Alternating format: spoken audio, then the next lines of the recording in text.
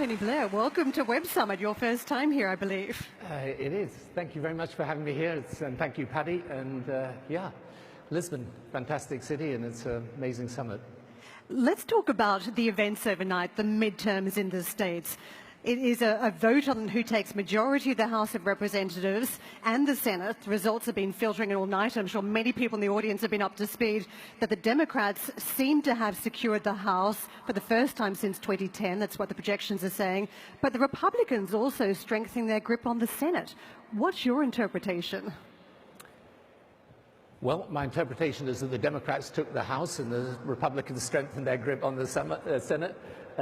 So I think obviously a change in Congress is going to pose challenges for President Trump because they're going to have the ability to investigate, to inquire, to come after him and after his people.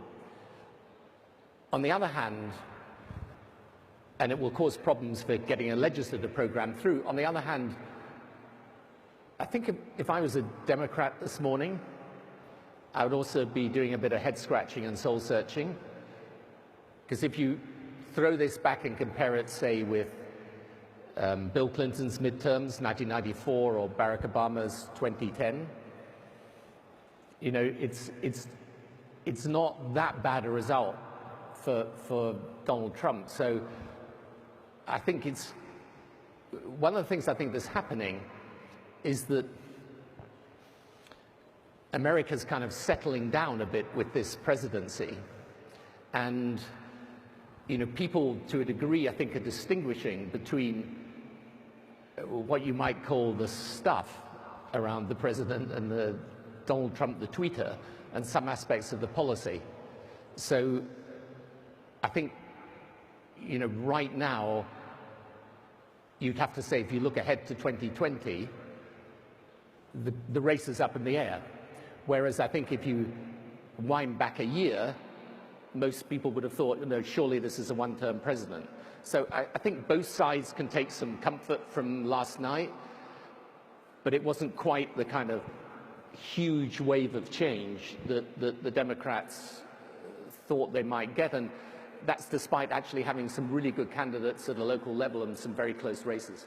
If we just talk about it from the GOP side and the soul-searching that's happening on that side of the aisle from this part of the discussion, it seemed as though Trump had all of the noise, he had all of the attention. It was very hard for the Republicans to cut loose from Trump in their individual areas. Was this a vote on Trump in your view? Was it a vote on what he's done in halfway through his term in office? I think American politics at the moment is about Donald Trump, so it's bound to be. I mean, I think what is interesting is that it was made into a kind of referendum on him, and you've still got a very divided America. There's one part of America that regards him as the sort of devil incarnate, if you like. There's another part that's strongly supportive. I think the question, if I was looking at this just as a political analyst, is what's happening to those group of independents in the middle? You know, where might they move? And from those results last night, they're split, so it's not clear yet that either the Republicans or the Democrats have got a grip on them. So when you, as I say, when you look ahead to 2020, yeah, you might end up with a Democrat victory, but you could equally look at those results last night and say, well, that's far from certain. And I think what it indicates in the broader politics is that this surge of populism from the right, to a degree from the left as well, it's not exhausted. It's still there, and it's still clear. And you know, Donald Trump is obviously such a divisive figure. It's hard sometimes to have a rational debate about him or the policy. You know, I had an American friend who told me about their last Thanksgiving dinner. And I said, well, how did it go? And he said, it was terrible. We had a terrible family row. And I said, well, what about? He said, about Trump. So I said, really? So was some of your family, because I knew he was against Trump, was some of your family supporting Trump? And he said, no, everyone was against Trump. And I said, well, what was the row about? He said, well, the young ones felt we weren't anti-Trump enough. So this is, there's the divisiveness that there is in American politics right now. It's profound, and what last night I think shows in a way is it's not resolved for sure one way or another. Well, Thanksgiving this year should be entertaining for many families based on that. I want to get to diversity because back in 2016 it felt as though there was a vote for the white population, and just to refresh the audience, about 52% of white women voted for Trump, 63% of white men voted for Trump. This time round we had a lot of firsts in the midterms, the first Native American women elected, first Muslim, first openly gay man becomes a governor. What does this say about the breadth of diversity now and the fight back, given that Trump has been so strong on immigration, but also I think women have felt like they're not being represented by the White House?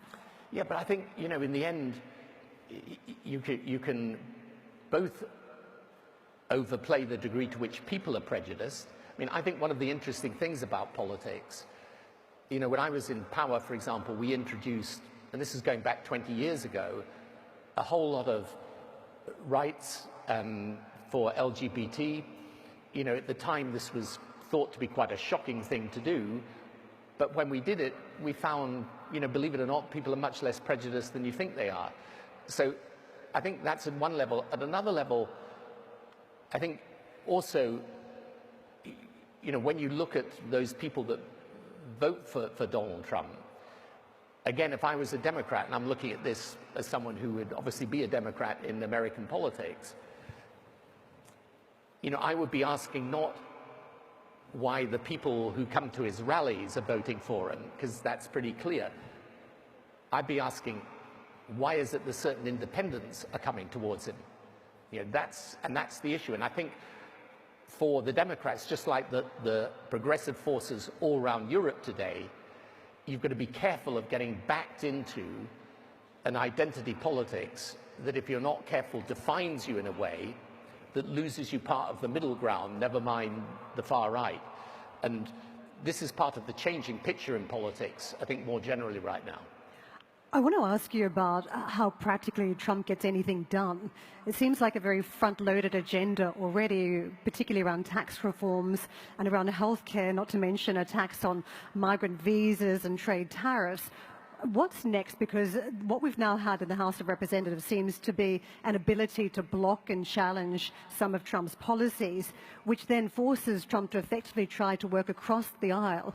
Now, you've always been a charismatic politician. Trump has been very divisive, as we've been talking about. Some Republicans don't like Trump, but they get past that because they want to support the party, they want to support the policies. Democrats won't be so forgiving. What do you think the ability is for Trump to try and get support, garner support from the Democrats to push forward with key policies? Well, trying to predict Donald Trump is challenging.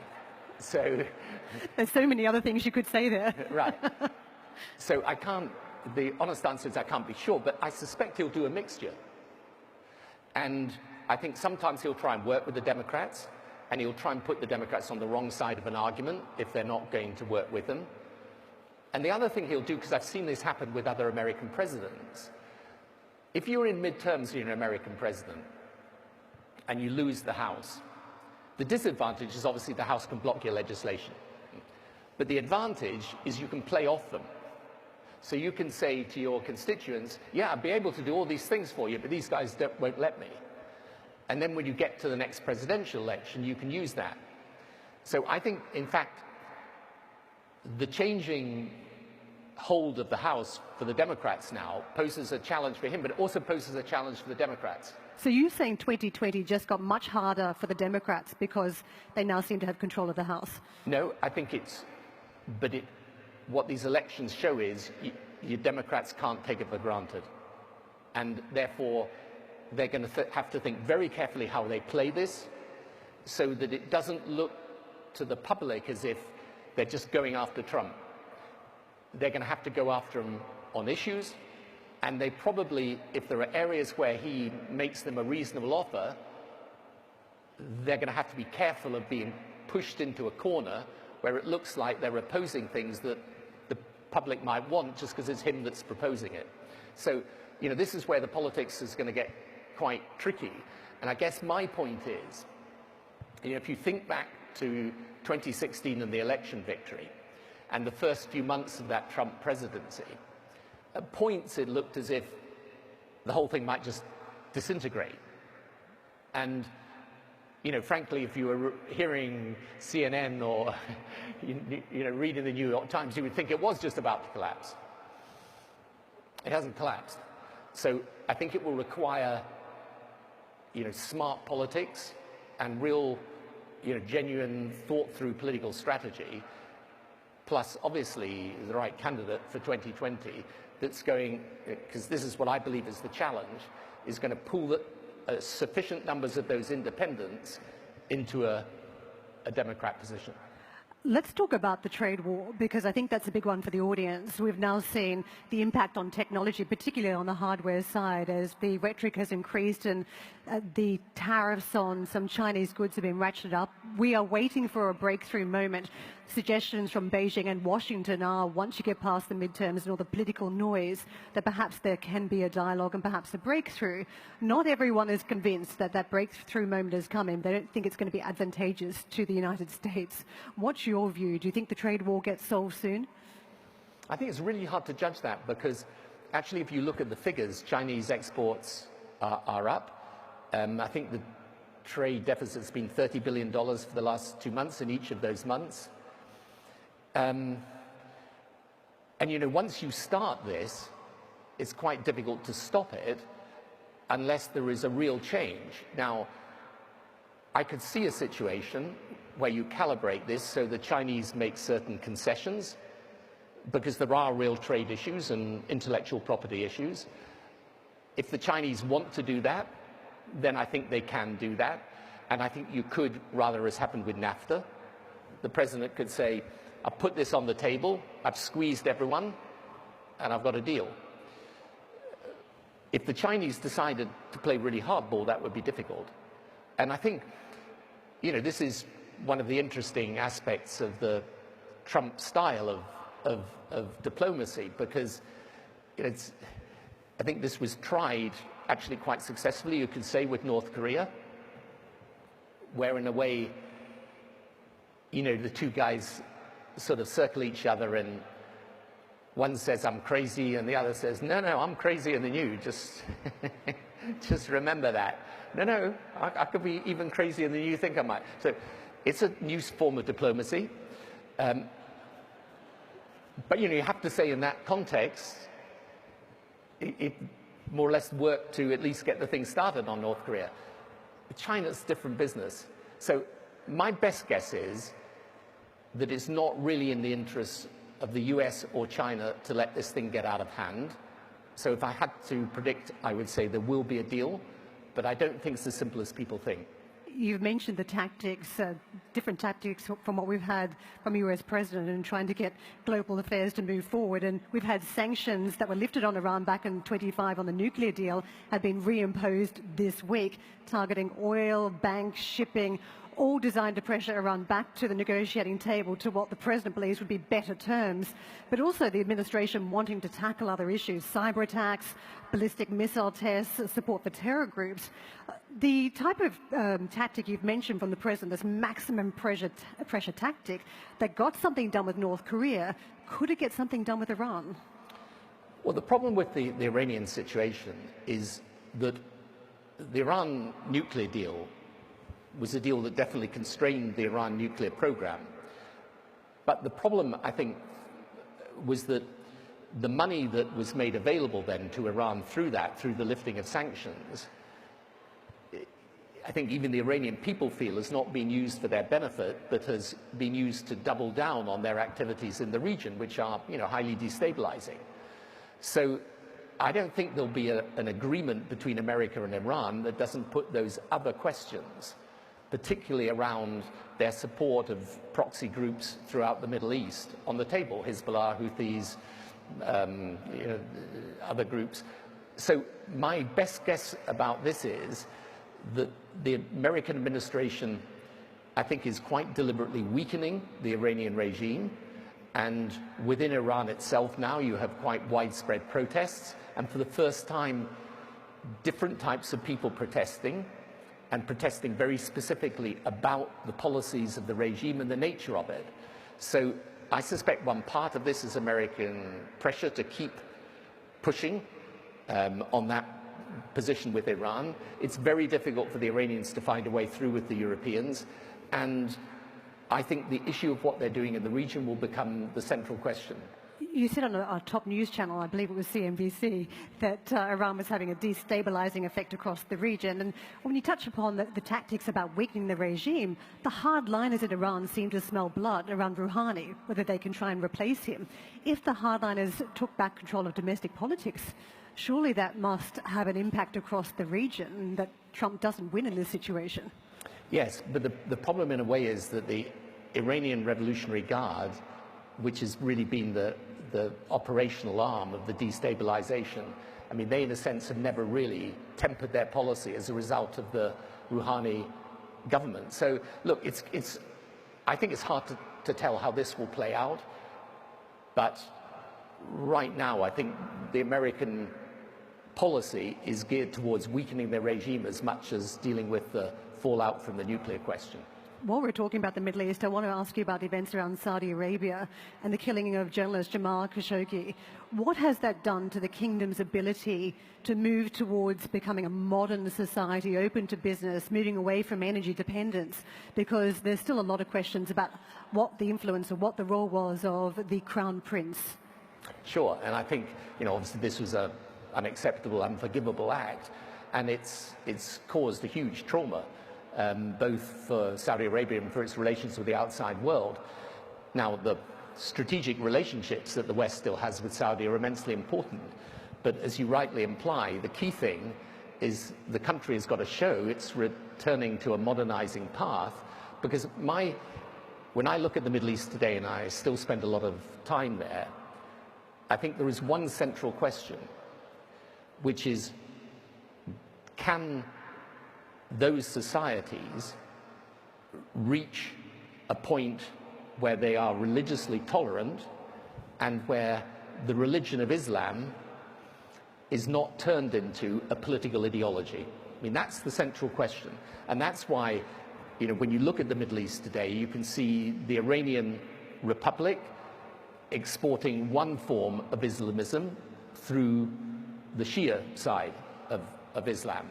And then you look at the Muslim Brotherhood through to all the groups like ISIS, and you see a Sunni version of Islamism. And the question is, can the region really escape that and get to religiously tolerant societies and rule-based economies? And that's what's fundamental. And without the reform in Saudi, that just won't happen. So, this is going to be, I think, a big strategic question for Western policymakers, and it's obviously been made much more complicated by recent events. Let's come back to European politics and Brexit. How good are you at trying to solve a Gordian knot? Is this one of your skills? I am 100% opposed to Brexit. it's yeah. And up to the very end, I am going to do everything I can to stop it. I think it is possible to stop it, by the way, and because it's not in our economic interests, it's not in our political interests. I think it weakens Britain and it weakens Europe. But practically, how do you stop it? Because there was a vote cast, and many feel that if there is a second referendum, which is what you have been calling for, it sends a very negative message about democracy. So how does Parliament, how does Theresa May in particular, steer around this issue? Right, so how it happens is, let's say Theresa May gets a deal. She brings it to Parliament, Parliament votes the deal down. The alternative's then a general election or a fresh vote for the people, or we go out without a deal. In my view, a general election is highly unlikely because of the state of the Conservative Party, unless they're suicidal, which, in politics today you can't discount. But let's assume they're not. They won't want an election. No deal is obviously absurd. I think at least we should have the chance to go back to the people. And here's the reason why it's not undemocratic. In the 2 years and more since we had that vote, our knowledge of what it means has been hugely enlarged. And by the way, there are about 5 different versions of Brexit on offer. And if Theresa May does the deal that she wants, and I say this with no disrespect to her, she's in a difficult position, she's doing this from good intentions, but the deal she's trying to do is an attempt to find a way round this dilemma, and there is no way round it. You either do Brexit in a way that keeps us in step with Europe's rules to minimize economic damage, and that is the pointless Brexit. Because if you're in step with Europe's rules, why are you leaving? Or you do a deal that wrenches us out of the European single market altogether and the customs union, and that's going to do us real economic damage, and that's the painful Brexit. So you've got pointless versus painful, and neither is a good idea. So my view is very simple. Before we go down the path of pointless or painful, ask the question again of the British people, in these circumstances, do you really want to proceed? And you know, we're doing this tech summit here. How is Britain seriously going to benefit when we're strong in the tech sector today by pulling ourselves out of the EU digital single market? It's crazy. And wherever you look in any area of policy, the truth is, in today's world, especially with this rising power of China, nations like Britain, Germany, France, the European nations, great European nations, we should stay together and stick together, because that is the way to preserve our values, retain our influence, and advance our interests. So, that's it.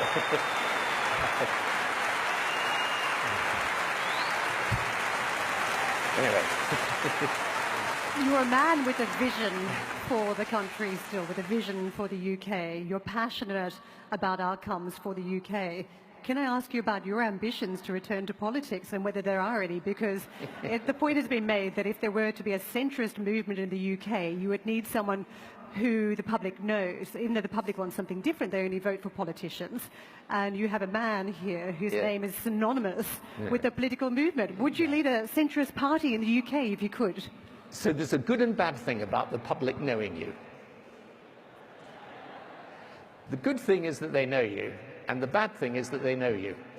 So, no, there are many, many people much better qualified to lead in British politics today than me, and I'm still hoping the Labour Party returns to what I would say is a more sensible and forward-looking path. So if you forgive me, that's one headline I don't want out of today's interview, but I will just say this, that right around Europe today, there is a need for a politics that is passionate about social justice, about opening up an opportunity for those that don't have it, but is smart enough to find ways of doing that that align with the future. And one of the reasons why this tech thing is so important and why I'm so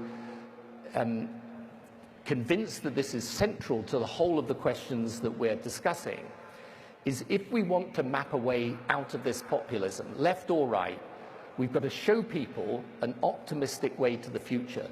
And the single biggest change that's going to happen in the world today is this technological revolution. And the real role of politicians today is to understand it, to seize its opportunities, to mitigate its risks, to prepare for it, to prepare our people for it. And the tragedy is that right at the moment when we need this debate about how we deal with this revolution and its implications, you have a right wing focused on attacking migrants and a left focused on attacking business. And neither is the way forward to the future. Let's try and tackle the issue of technology before we wrap up then.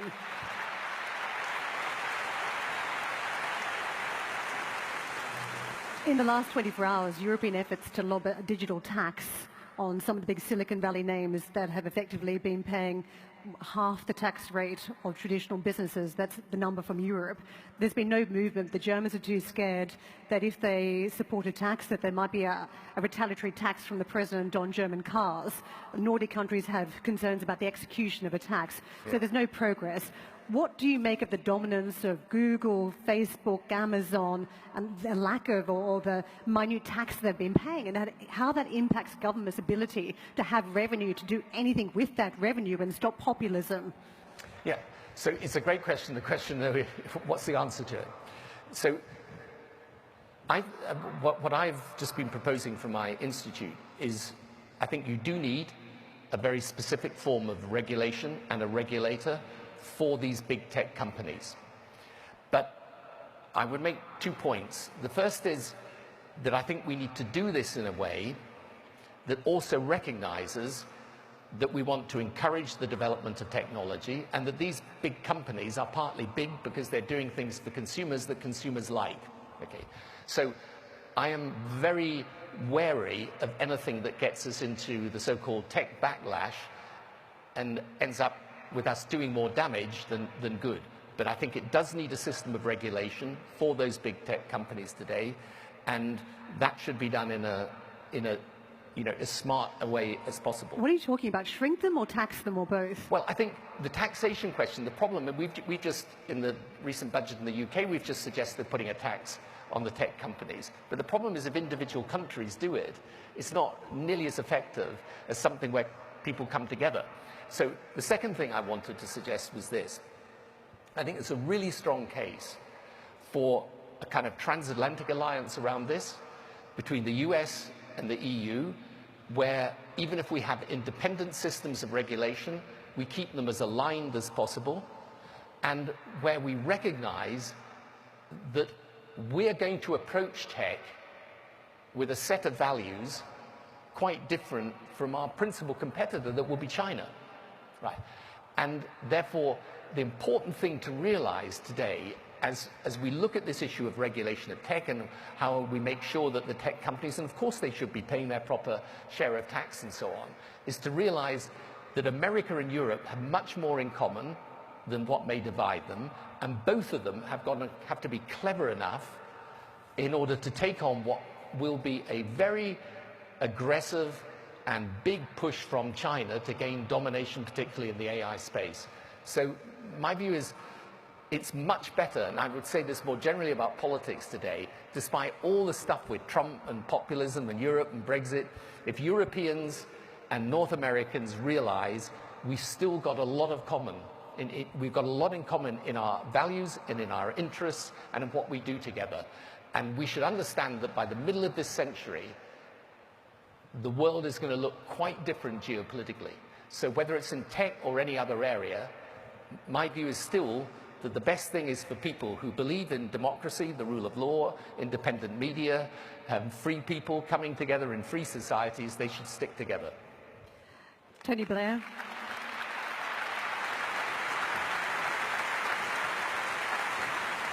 Well, it seems we're out of time, and I've spent so long asking you about Trump at the start that I haven't touched on Corbyn, so we don't have to go there today. That will be for the next conversation.